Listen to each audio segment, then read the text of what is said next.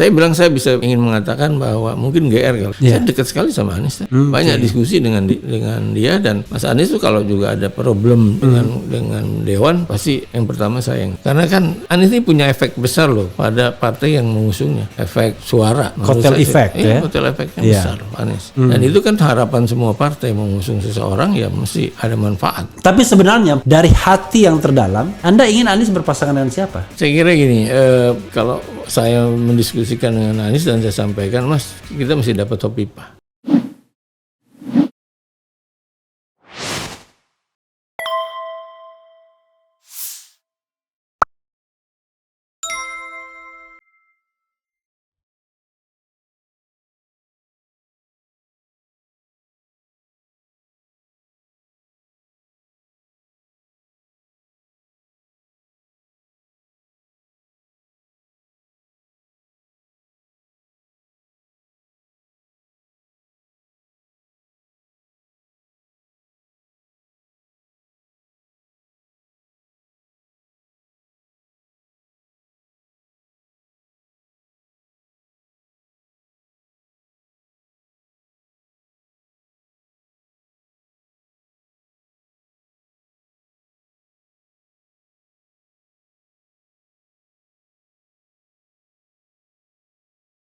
Anda udah terlibat dalam tim pemenangan Anies? Ini, kan Anies belum bikin. Ya kan yang dianya belum bikin secara resmi. Tapi Laude Basi, siapa itu kan bergerak sendiri. Ini betul. Jadi kalau saya pelajari ini yang muncul itu organik loh. Oke, organik ya. Organik, sangat organik. Jadi biar sobat era sekalian paham, organik itu tumbuh dengan sendirinya. Tumbuh dengan sendirinya. Bukan struktural, oke. Tumbuh dengan sendirinya, gitu. Yang saya pelajari itu, gitu kan. Karena saya bilang, Mas, ini jangan dilarang juga orang. Saya bilang sama Mas Anies, jangan dilarang juga orang mau muncul mendukung Anda. Biarin aja tumbuh sendiri itu. Kenapa? Kan Anda nggak punya partai. Iya. Partai itu melirik ketika elektabilitasnya tinggi. Ya. Kalau enggak nanti mana mau dilirik partai. Elektabilitas tinggi, pendukung banyak. Pendukung gitu, banyak. Yang real maksudnya. Iya. Anda sendiri menggambarkan kedekatan hubungan dengan Anies seperti apa, Bung Taufik? Yes, yang pertama saya ingin sampaikan ya bahwa secara pekerjaan saya memang bermitra. Ya. Yang kedua, saya memang punya kewajiban untuk menjaga Anies ini sebagai gubernur yang dicalonkan oleh kami. Karena dalam berpikirnya begini, kalau dia sukses, maka sukses juga kita, Gerindra gitu loh. Yeah. Nah, saya bilang saya ingin mengatakan bahwa mungkin GR kali. Saya dekat sekali sama Anies. Banyak diskusi dengan dia, dan Mas Anies tuh kalau juga ada problem dengan Dewan pasti yang pertama saya yang. Jadi kalau bicara chemistry-nya jalan ya. Jalan. I see. Karena chemistry itu mengalahkan hubungan struktural dengan apapun. Jadi chemistry jauh lebih penting daripada hubungan struktural partai. Coba kita bacakan Mas Taufik ya, ini Bung Taufik. Ini ada beberapa komentar ya.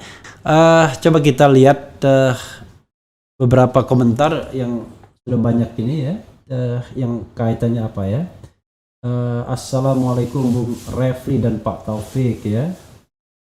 Kalau niat nanti ditanggapi secara acak aja ya, Bung Taufik ya. Kalau niat Mas Taufik demi kemajuan bangsa, insya Allah pasti ada rahasia Allah yang indah buat Mas Taufik ya. Kurang SD. Anies RI 1 dan AHY RI 2. Mantap Bang Hera pencerahannya. Junjung tinggi hati nurani Bapak ya. Kemudian Pak Taufik sangat piawai, jatah wagub yang hampir pasti milik PKS beralih ke Gerindra. Kemudian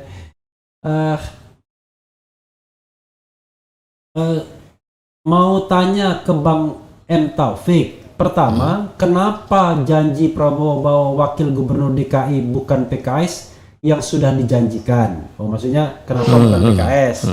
Kayaknya waktu yang motor tidak mau Bang M Taufik. Kedua, apa alasannya dipecat? Nah, nanti diulangi lagi sedikit. Dia sendiri nggak ngerti alasannya apa. Kemudian semoga Anies jadi presiden. Ini kalau bajuri-bajuri ini anggota partai dipecat juga ini ya kalau anggota Gerindra. Dicari penerus Jokowi bukan pecatan Jokowi. Wah ini nyinggung Anies ya. Semoga Pak Taufik lebih baik ke depannya. Anies RI 1 ya. Lawan terus jenderal tua yang loyal oligarki dan pengkhianat. I don't know exactly siapa yang dimaksud ya. Mantap Pak Taufik, saya salah satu pemilih Anda di Dapil Jakut. Oh Pak Taufik Dapil Jakarta Utara ya. Kemudian Assalamualaikum WRWB Pak Refli, update terus berita. Insya Allah 2024 suara Gerindra turun. Ini insya Allah aja memberikan hal yang buruk. Langkah tepat Pak Taufik tinggalin Gerindra karena beliau tahu bahwa partai tersebut berpotensi ditinggalkan oleh umat Islam ya. Prabowo tidak menepati janji, ulama dan aktivis di penjara. Dian, kok ada Diannya ya? Katanya timbul tenggelam dengan rakyat, realitanya timbul sendiri, rakyat tenggelam. Nah, baru sampai sini aja saya bacakan, banyak. Silakan Pak Taufik ya. Ini Bung Taufik. Pertama, ini saya mesti luruskan nih soal komitmen Pak Prabowo nih. Iya. Pak Prabowo sudah menunaikan komitmen itu, kan sudah menandatangani pengajuan wakil gubernur waktu itu dari PKS dua-duanya. Iya. Nah, kemudian disampaikan ke waktu itu siapa yang diajukan namanya? Yang pertama Pak Saihu. Pak Ahmad Saihu ya. Saihu. Sekarang presiden ya. Kemudian yang satu lagi Nurmansyah Lubis. Oke. Nah, kan di dalam penetapan itu ada mekanisme yang harus dilalui di DPRD. Ya. Nah, di DPRD kan bukan cuma kami. Voting ya waktu itu. Iya, bukan cuma kami dong. Ada 9 fraksi. Nah, itu yang saya kira itulah yang menentukan. Kemudian tidak terjadi quorum gitu, terus begitu kemudian ada penggantian, kita evaluasi waktu itu kenapa ini nggak terjadi. Evaluasi kemungkinan harus diganti orangnya. Begitu diganti orang, alhamdulillah kan begitu diganti Adija, jalan itu barang. Itu saya kira. Tapi memang ya kalau kita lihat sejarah, sering sekali PKS dijadikan the common enemy. Saya juga nggak ngerti kenapa. Ingat waktu itu Adang Doro Jatun berpasangan dengan Dani ya, melawan Dani Anwar, melawan pasangan Fauzi Bowo ya.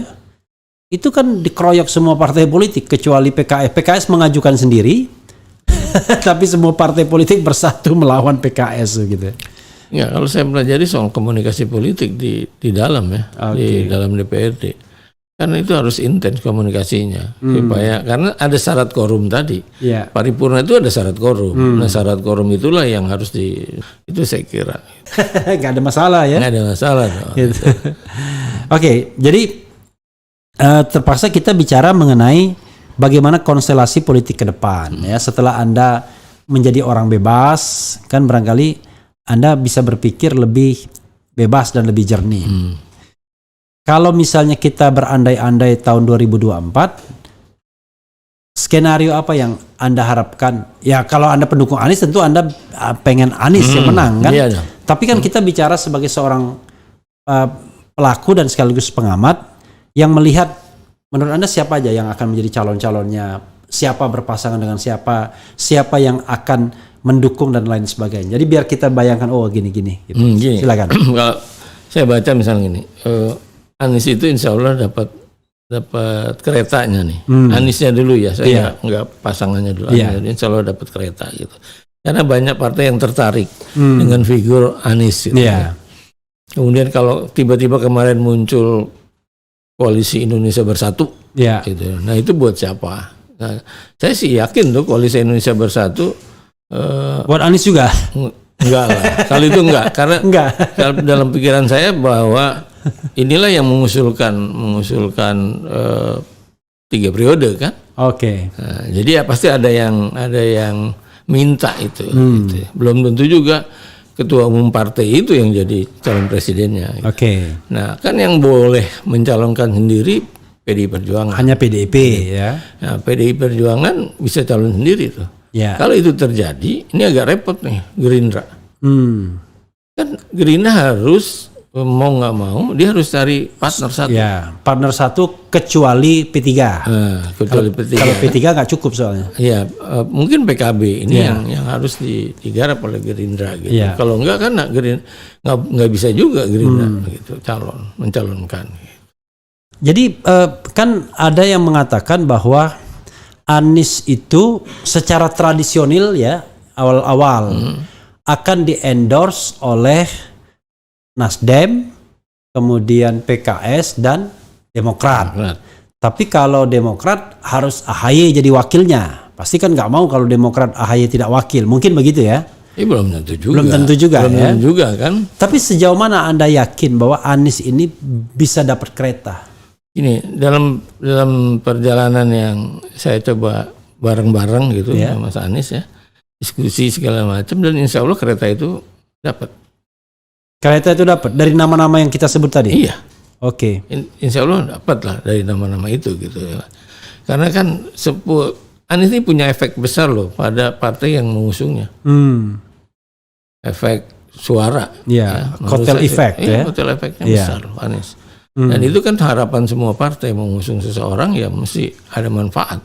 Di samping dia mesti menang gitu ya, karena menang punya kekuasaan, tapi kursinya kan mesti nambah. Oke.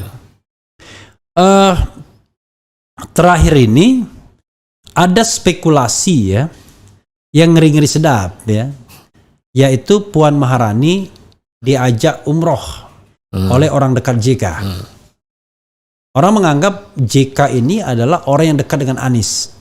Kita tahu bahwa dulu misalnya menantu keponakan JK Erwin Aksa ya, putra dari Aksa Mahmud misalnya, termasuk pendukung Anies di DKI.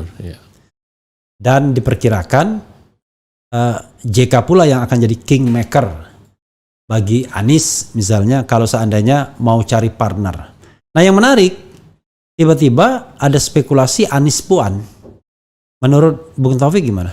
Ya kan dalam politik sah-sah aja tuh.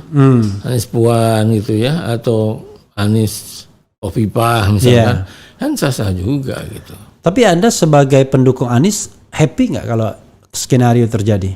Ya itu pernah kita diskusikan ya. Kita diskusikan dan saya kira karena masih panjang waktunya ya nggak apa-apa. Berkembang itu muncul nggak ada masalah. Artinya muncul tidak ada masalah, nanti akan diputuskan saat terakhir. Iya. Begitu ada skenario Anies Puan, Surya Paloh yang menurut yang saya baca dan saya analisis ya, nggak mau kalah, nggak mau ketinggalan kereta. Datanglah ke Pak Jokowi. Lalu yang saya baca juga, Sugeng Suparwoto orang Nasdem mengatakan mengajukan Ganjar Anies ya. Tapi saya mengatakan kalau dalam perspektif Surya Paloh rasanya bukan Ganjar Anies, Anies Ganjar. Dalam perspektif Jokowi Ganjar Anies. Pendapat Anda? Iya, saya kira gini, kalau kita perhatikan sekarang ini, semua ketua-ketua partai datang ke Surya Paloh. Terakhir SBY gitu kan, Prabowo. Artinya apa? Kan Surya Paloh leader itu di situ dalam hal berhubungan dengan pemilu 2024 gitu ya. Saya kira pendapat Surya Paloh itu kan lebih dominan. Dan seperti rahasia umum, Surya Paloh dianggap dekat sama Anies. Dekat sama Anies. Jadi kedekatannya itu, saudara sekalian, Anies deklarator Nasdem Ormas, juga pernah bekerja di Metro TV sebagai sebagai freelancer. Waktu itu ada acara apa sama Frida Liguina ya. Kita bacakan lagi ya, Bung Taufik ya. Tapi sebenarnya dari hati yang terdalam, Anda ingin Anies berpasangan dengan siapa? Saya kira gini, kalau saya mendiskusikan dengan Anies dan saya sampaikan, Mas, kita mesti dapat Hovifah. Oh, Hovifah? Iya. Pertimbangannya apa? Pertimbangannya pertama soal gender juga. Gender, oke. Yang kedua Jawa Timur. Jawa Timur. Yang ketiga Muslimat. Keempat NU. Nah ini saya kira kalau ini kita bisa dapat agak ringan untuk memenangkan pertandingan ini kalau ini pertandingan gitu. Begitu ya.